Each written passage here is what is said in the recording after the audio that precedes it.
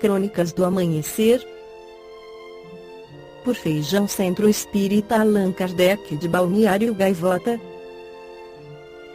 17 de julho de 2019. Os Enviados de Deus. Gaudêncio Torquato, jornalista e professor titular da USP, escreveu: governantes de todos os quadrantes não raro costumam escolher Deus como escudo. A história está pontilhada de referências a Deus. Em seus 40 anos de reinado, o ditador General Franco, caudilho da Espanha pela graça de Deus, referia-se sempre à providência divina, conforme passagens de seus discursos, como esta de 1937: Deus colocou em nossas mãos a vida de nossa pátria para que a governemos. Os estatutos da Falange Espanhola o declaram responsável perante Deus e perante a história. Lembrete: a Falange Espanhola, criada em 1933 por José Antônio Primo de Rivera, foi um movimento e um partido político inspirado no fascismo. Já os monarcas, ao correr da história, justificam a autoridade e a legitimidade sob a égide do direito divino, de onde deriva seu direito de governar, não dependendo nem mesmo da vontade de seus súditos. Hassan, no Marrocos, se declarava descendente do profeta Maomé. Dizia: não é a Hassan que se venera, mas ao herdeiro de uma dinastia, a uma linhagem dos descendentes do profeta Maomé. Hirohito, imperador do Japão de 1926 até sua morte, em 1989, era visto como uma divindade. Criou fama, não só por ter uma realidade distante da população que viveu guerras e mortes, mas por construir uma aura divina. Ele nunca aparecia com roupas normais, sempre estava vestido com vestimentas dignas de um imperador divino e perfeito, como um deus que os japoneses acreditavam ser descendente da deusa do sol, Amaterasu. O Marechal Idi Amin Dada, ditador de Uganda, garantia ao povo que conversava com Deus, em sonhos, uma espécie de aval concedido a seus atos. Certo dia, um esperto jornalista joga pergunta ao senhor: conversa com frequência com Deus? Ele: sempre que necessário. Já em Gana, os eleitores cantavam assim a figura de Nkrumah o infalível, o nosso chefe, o nosso Messias, o imortal. Por estas plagas, eleva-se aos céus a figura de Jair Bolsonaro, a quem um pastor evangélico do Congo, Steve Kunda, assim se refere na história da Bíblia: houve políticos que foram estabelecidos por Deus. Um exemplo quando falam do imperador da Pérsia Ciro. Antes do seu nascimento, Deus fala através de Isaías: eu escolho meu servo o Ciro. E senhor Bolsonaro é o Ciro do Brasil. O nosso Messias não teve dúvidas, jogou o vídeo nas redes sociais e entoou: o Brasil acima de tudo, Deus acima de todos. Para reforçar a mística, o bispo Edir Macedo pede que Deus remova quem se opõe a Bolsonaro, acusando políticos de tentarem impedir o presidente de fazer um excelente governo. E alertou: Marcelo Crivella, o prefeito do RJ, enfrenta impeachment do inferno. O fato é que os governantes em países atrasados culturalmente e até em mais desenvolvidos costumam organizar seu próprio culto. Agem para que a imprensa cultive sua imagem, que pode ser uma destas: herói, salvador da pátria, super-homem, pai dos pobres ou enviado dos céus. Mas Nietzsche já alertava contra tal esperteza: super-homem destrói os ídolos, ornando-se com seus atributos. A apoteose da aventura humana é a glorificação do homem-deus. Pois bem, essa mania de querer um parentesco com Deus ressurge nessa onda direitista, de viés populista, que se espraia pelo planeta, incluindo até nações como Hungria, Polônia, Áustria, Itália, Suíça, Noruega, Dinamarca, Filipinas, Turquia e, claro, os Estados Unidos de Donald Trump. Esses governantes tendem a assumir comportamento autoritário, criando estruturas próprias de comunicação, formando alas sociais amigas e inimigas, fustigando a imprensa, vista como a tribuna dos perdedores. não aceitam que a mídia tradicional exerça as funções clássicas de apurar os fatos, que seja vigilante dos poderes públicos ou que faça cobranças. Cortam volumosos investimentos publicitários na mídia tradicional, extinguem empregos e inauguram um ciclo do achismo ao expandirem a quantidade de julgadores e intérpretes do cotidiano.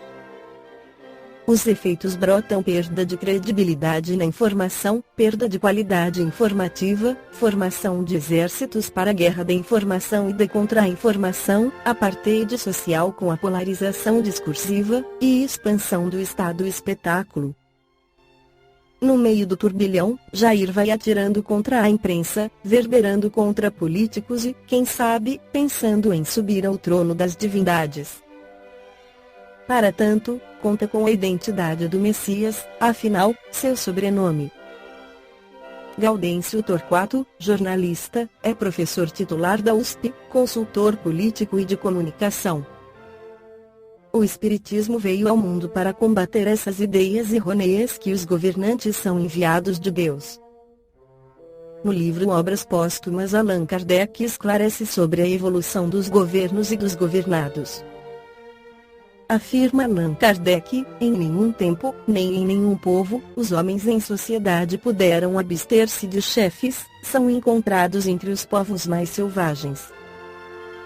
Isso se prende aqui, em razão da diversidade das aptidões e dos caracteres inerentes à espécie humana, há por toda a parte homens incapazes que é preciso dirigir, fracos que é necessário proteger, paixões que é preciso comprimir. Daí a necessidade de uma autoridade.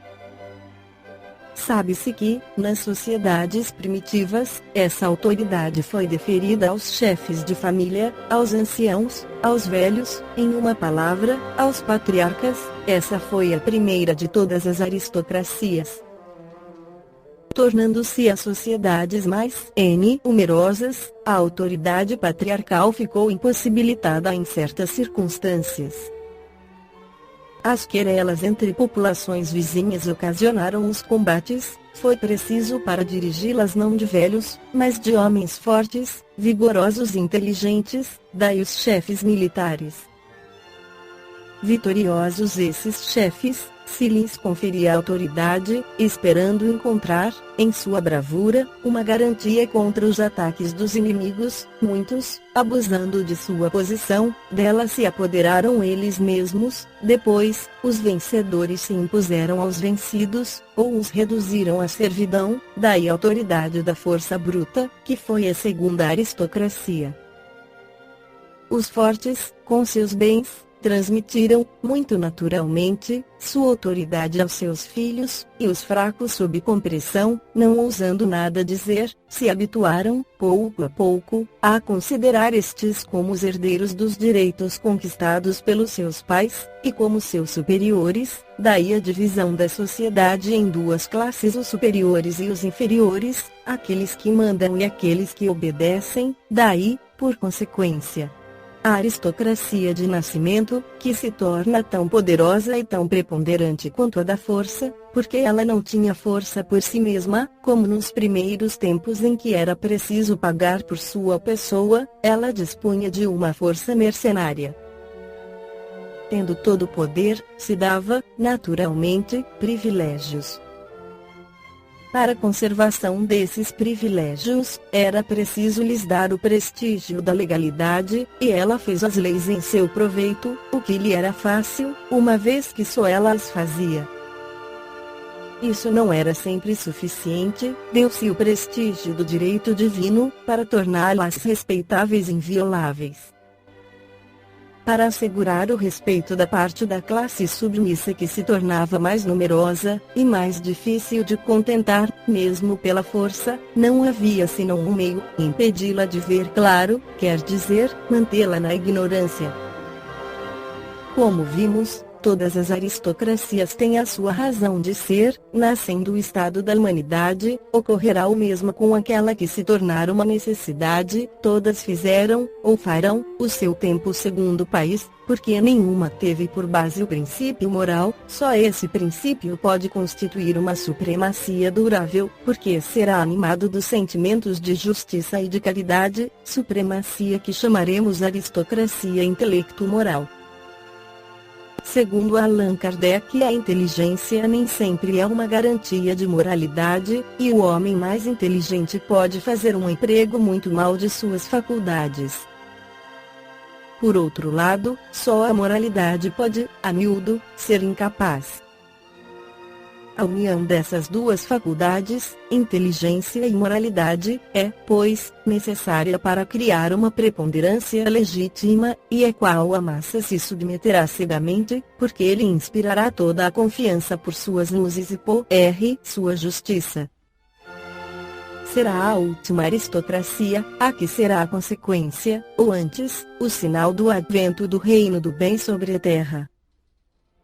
Chegará muito naturalmente pela força das coisas, quando os homens dessa categoria forem bastante numerosos, para formarem uma maioria imponente, será a eles que a massa confiará os seus interesses. Esta foi a crônica do amanhecer de 17 de julho de 2019. Por Feijão Centro Espírita Allan Kardec de Balneário Gaivota. Que a paz esteja com todos.